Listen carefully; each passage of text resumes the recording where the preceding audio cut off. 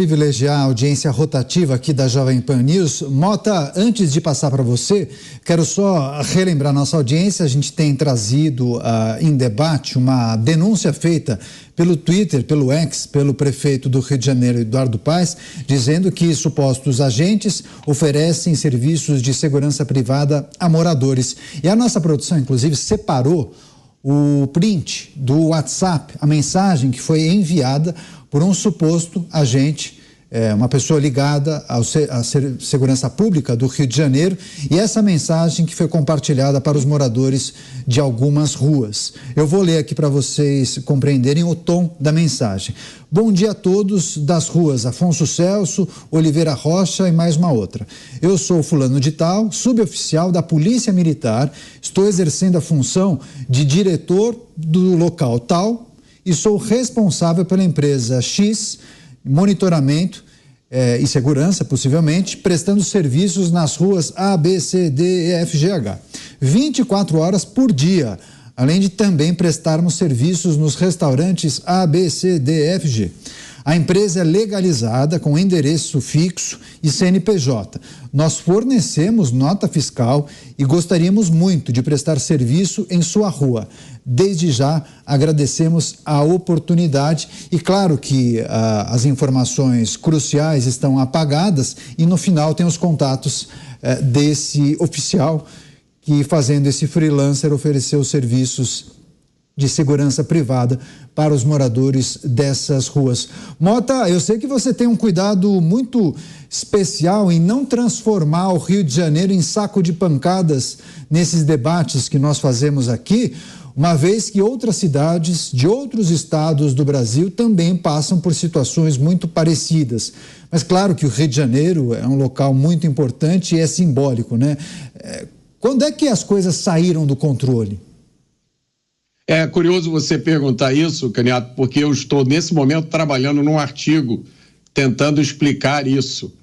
E há pelo menos 2 pontos na história do Rio de Janeiro que geralmente são apontados como pontos em que o Rio de Janeiro saiu dos eixos, né? O primeiro é quando a capital saiu daqui e foi para Brasília, e o Rio de Janeiro perdeu o protagonismo nacional. O segundo momento seria quando ocorreu a fusão, porque quando a capital foi para Brasília, o que hoje é a cidade do Rio de Janeiro se tornou o estado da Guanabara. Então, na região hoje do Rio de Janeiro existiam 2 estados, o estado da Guanabara, que é onde hoje está a cidade do Rio de Janeiro, e o estado do Rio, que era o resto da região. Eram 2 estados separados. E o estado da Guanabara era um estado rico, com uma política muito rica, muito movimentada, com grandes figuras da política nacional, como Carlos Lacerda, que, na minha opinião, é um dos maiores intelectuais e políticos que o Brasil já teve. E aí, em 1973, determinou-se a fusão desses 2 estados. O estado da Guanabara se juntou com o estado do Rio e foi criado o estado do Rio de Janeiro. E aí muita gente diz que houve uma contaminação desse novo estado por práticas políticas populistas antigas que existiam no resto da região. São esses 2 momentos. Eu, como você disse, eu defendo o Rio de Janeiro. Defendo não só porque moro no Rio de Janeiro, porque amo essa terra, mas também em nome da verdade. Tudo que acontece aqui no Rio de Janeiro reverbera muito mais. Mas coisas iguaizinhas acontecem por todo o Brasil e ninguém fica sabendo. É importante que os brasileiros tenham consciência disso, para saber, primeiro, que o problema está em todos os lugares. Se a gente não acordar para essa realidade, a gente vai ficar com medo de ir a alguns lugares sem saber que o perigo está do nosso lado. Segundo, que o Rio de Janeiro é um lugar maravilhoso. Hoje está fazendo um dia especialmente lindo aqui no Rio, está um calor terrível, mas o céu está azul, o mar está verde azul, é uma cidade maravilhosa. É um absurdo que a gente tenha deixado que uma política populista, rasteira, plutocrata estrague um lugar como esse. Pois é, pitadinhas históricas com Roberto Mota, muito bom, viu, Mota? Inclusive, Mota, só tira a dúvida pra gente, quando havia o estado da Guanabara, qual era a capital do estado? Era Niterói, era isso? Não, Niterói era a capital do estado do Rio de Janeiro. Estado do Rio, exato, ok. Isso. O estado da Guanabara era uma cidade-estado, né? Era a região onde está a cidade do Rio de Janeiro hoje. Era Perfeito. Guanabara. É isso aí, sempre contextualizações importantes para a audiência da Jovem Pan News. Para a gente fechar esse assunto, você, Cristiano Beraldo, suas considerações. Bom, eu tenho um elemento que eu gostaria depois até de ouvir o Mota em outra circunstância, que é o papel do Brizola nesse processo em que a segurança pública do Rio de Janeiro foi marginalizada e a criminalidade conseguiu se instalar de uma forma impressionante. A decadência do Rio, ela foi uma decadência que chama atenção justamente pelo fato dela ter sido a capital do Brasil, ter ali o centro do poder e ter sido uma das melhores cidades do mundo, reconhecida internacionalmente. Hoje, eu concordo com o Mota, o Rio de Janeiro continua lindo, é uma cidade maravilhosa, agradabilíssima. O problema é que houve uma desordem tal do ponto de vista da segurança pública que você tem muito receio em usufruir, em desfrutar das tantas coisas boas que a cidade reserva para quem mora ou quem visita. Então, o processo em que o Rio se encontra hoje, ele, para mim, além de todos esses eventos históricos, ainda tem uma questão de uma administração bastante ruim de Leonel Brizola, e tem um outro fato, de que o Rio de Janeiro, quando deixa de ser capital, ao invés de haver um esforço para que ela encontrasse na iniciativa privada uma nova vocação para indústrias, para o comércio, para os serviços, não. O que se fez com o Rio de Janeiro foi compensá-lo com emprego público. Então, o Rio de Janeiro, até hoje, tem mais funcionário público federal do que Brasília, o que é uma loucura, porque não se desenvolve uma cidade, ou não se mantém o desenvolvimento de uma cidade como o Rio de Janeiro só com emprego público. E aquilo que existia de referência, como a Bolsa de Valores, as empresas de telecomunicações, foi tudo indo embora para São Paulo. E aí o Rio foi vendo o efeito prático das decisões equivocadas que foram tomadas, sobretudo pelos representantes políticos eleitos pela esquerda. Se a direção puder colocar os três na tela, porque naturalmente o Beraldo acabou levantando alguns pontos que o Mota vai querer fazer algum tipo de consideração, algum complemento, né, Mota? O Beraldo trouxe aí inúmeros pontos que vale a pena mencionar. Eu fui testemunha dessa decadência do Rio de Janeiro. Eu vim morar aqui com a minha família em 1973 e o centro do Rio de Janeiro é uma das coisas mais vibrantes que existiam.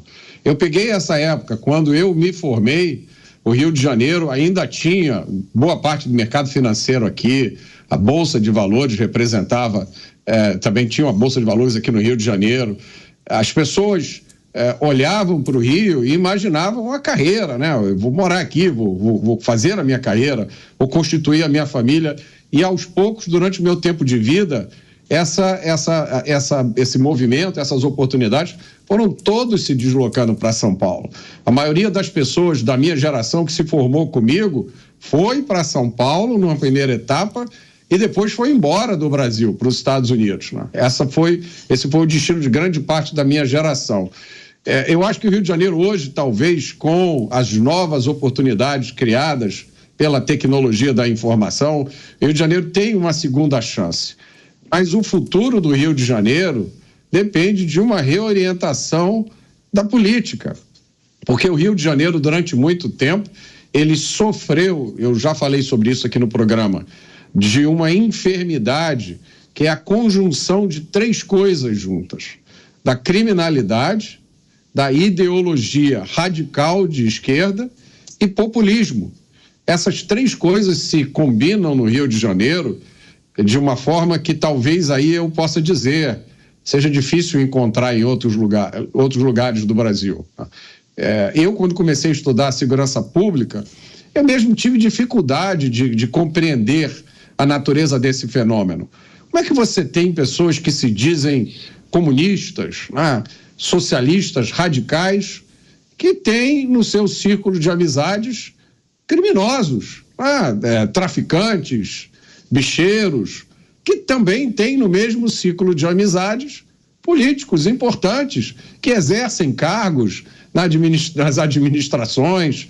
Isso eu não estou me referindo ao período atual do Rio de Janeiro. Eu estou me referindo desde que eu moro aqui. Eu vou citar de novo um episódio que me marcou muito. Eu acho que tem mais ou menos 2 décadas, quando a juíza, então juíza Denise Frossard, resolveu que a lei precisava ser cumprida e ela prendeu bicheiros famosos no Rio de Janeiro. E aí aconteceu uma coisa inacreditável. Figuras importantíssimas, celebridades da política, da mídia, do high society do Rio de Janeiro fizeram fila para ir visitar os bicheiros na cadeia, sem a menor preocupação de esconder. Não, eu estou de boa, vou lá visitar, é meu amigo. Então, esse caldo, que a gente vê surgir com mais visibilidade em algumas situações, como, por exemplo, o carnaval, No carnaval você vê pessoas convivendo com outras pessoas, você olha e fala, caramba, não pode, gente, não pode, Então, o Cristiano Beraldo está certíssimo e eu fico aqui desejando que esse caminho não seja sem volta, Cristiano? Porque se a gente conseguir recuperar esse ponto da política, o Rio de Janeiro pode ser um dos melhores, pode ser não, é um dos melhores lugares para se viver, mas tem esse pequeno problema de você não saber o que vai acontecer daqui a 5 minutos com você. Rapidinho, Beraldo. Não, é só para registrar isso. Eu vejo muitas possibilidades para o Rio de Janeiro resgatar seus tempos de glória, mas exige coragem, exige determinação e muito desprendimento, porque se você não tratar do Rio de Janeiro como quem enfrenta um lugar que está em guerra, se você não for ousado nos projetos, infelizmente vai só enxugar gelo. Tem que usar a estratégia do Milei, É isso.